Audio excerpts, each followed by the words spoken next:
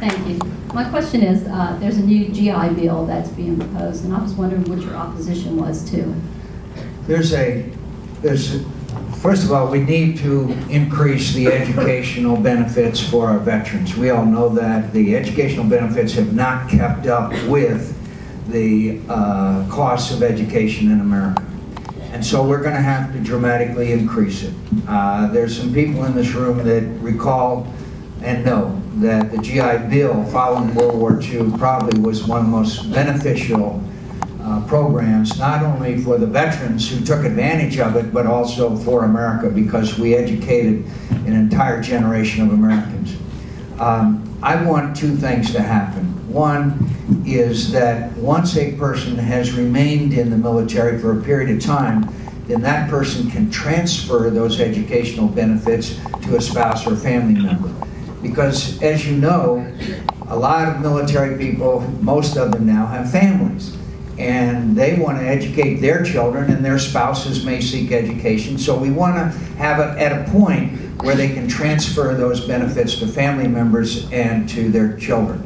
The other thing is, I think that my fellow veterans would agree, the great strength of America military is not so much in our officer corps, of which we are proud, but the great strength of American military is our non-commissioned officer, our chief petty officer, our sergeant.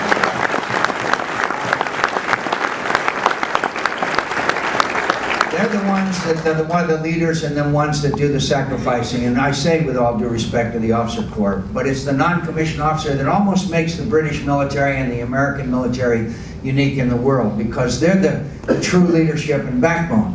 So I want to increase those educational benefits as the members of the military stay in and remain in the military, so we will maintain this core of vital leadership. And right now, the legislation has no incentive to do so. You get the same benefits after like 3 years as you do after 12 years or more.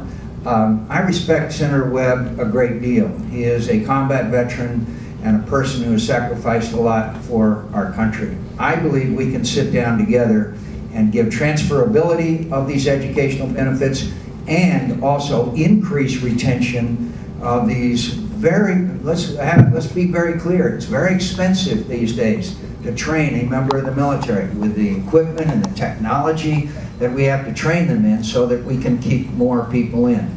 There's a study that shows that retention would drop by 16% if we didn't put incentive for people to remain in the military. I want to work on it. I've offered to sit down with Senator Webb and others, and there's no reason why we shouldn't be able to work this out. And I hope that you will support our position on both transferability of educational benefits as well as incentives to retain people in the military so they will make a career out of a very honorable profession. Yes, ma'am.